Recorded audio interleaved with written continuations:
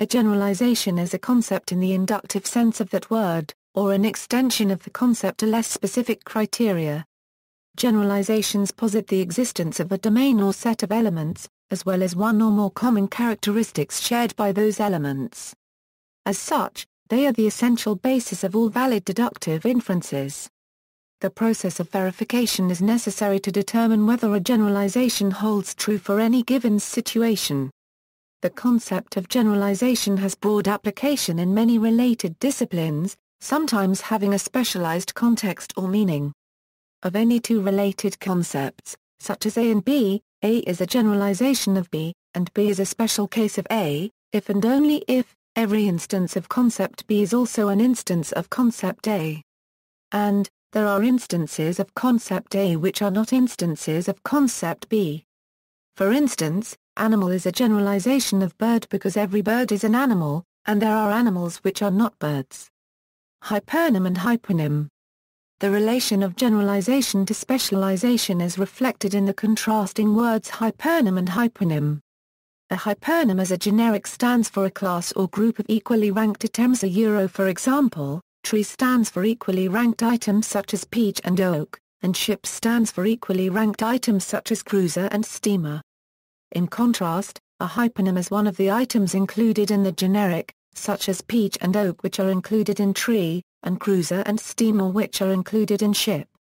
A hypernym is superordinate to a hyponym, and a hyponym is subordinate to a hypernym. Examples: biological generalization equals. An animal is a generalization of a mammal, a bird, a fish, an amphibian and a reptile. Cartographic generalization of geospatial data equals.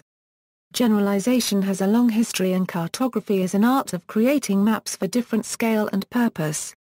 Cartographic generalization is the process of selecting and representing information of a map in a way that adapts to the scale of the display medium of the map. In this way, every map has, to some extent, been generalized to match the criteria of display. This includes small cartographic scale maps, which cannot convey every detail of the real world. Cartographers must decide and then adjust the content within their maps to create a suitable and useful map that conveys geospatial information within their representation of the world. Generalization is meant to be context-specific. That is to say, correctly generalized maps are those that emphasize the most important map elements while still representing the world in the most faithful and recognizable way.